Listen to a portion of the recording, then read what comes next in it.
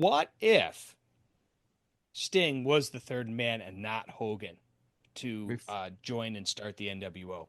Before I answer that question, it was actually Bischoff had no idea who it was going to be because he didn't think he Oh, could pitch it to Hogan, and he said we're just going to have to do Sting because that would be the biggest backstabbing to the fans there.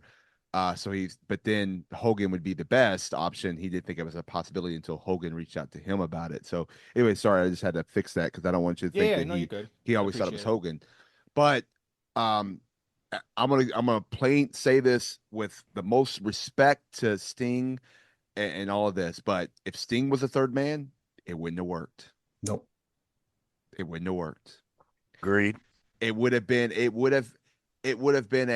we wouldn't be talking about it today. It would have been a moment. It would have been just as bad as the Shockmaster falling through the if we talked about it, it would have been that. We'd be talking about the terrible things that didn't work out in WCW. It wouldn't be this what it is today. It could not have been Sting. It had to be Hogan. So my opinion is it wouldn't have worked. So Hmm.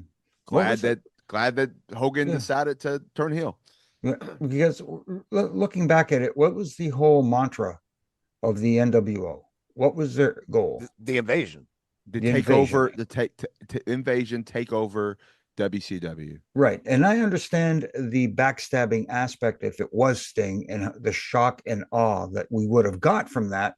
And shock and awe is usually a good thing, but in this case, I don't think it would have been, like you said, Daniel, because here's a guy who is primed and ready to be the face of the company. And you don't want to do that.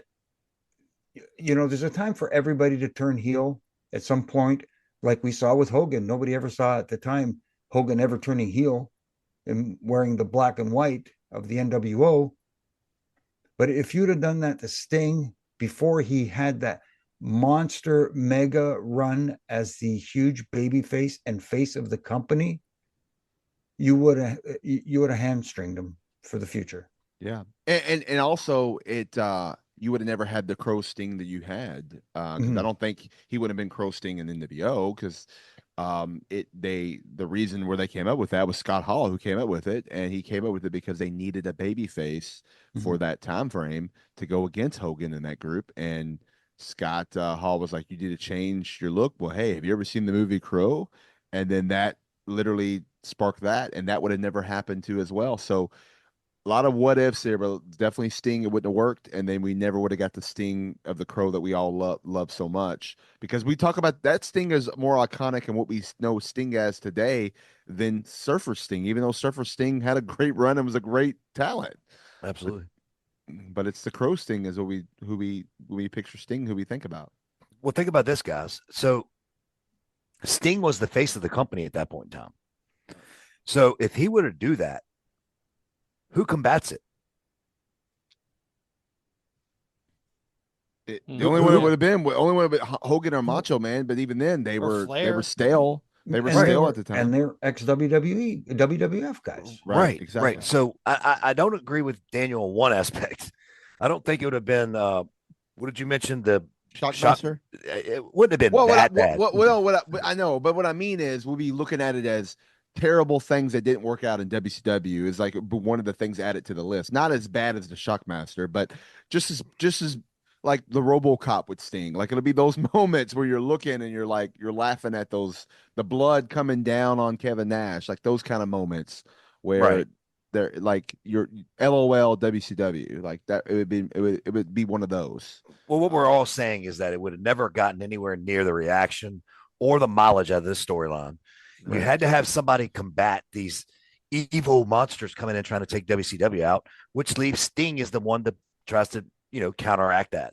So, it just would have never worked to the extent of Hogan, which all made sense. Like Jimmy said, it was a hostile takeover. It would have worked it would have probably worked to the next pay-per-view. And that would have been it. Right. That would have been the story. A couple months. Because look at face facts. And again, no disrespect to Sting, but Hogan was the name. Mm-hmm. Hogan was the big star at the time. For WCW to get more visible.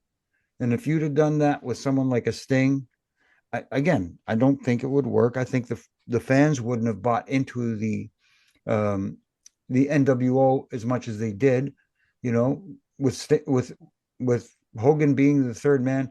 Other than the fact that Bobby Heenan stooged it off before he got to the ring, I wish he wouldn't just say, "He's the third man. He's got to be the third man." Jesus. Anyway, I'm going off on another tangent, but I think you guys are right. I think it would have been a completely different story. I don't think it would have gravitated the way it did, and I don't think they would have had the 83-week success against the machine that they did have.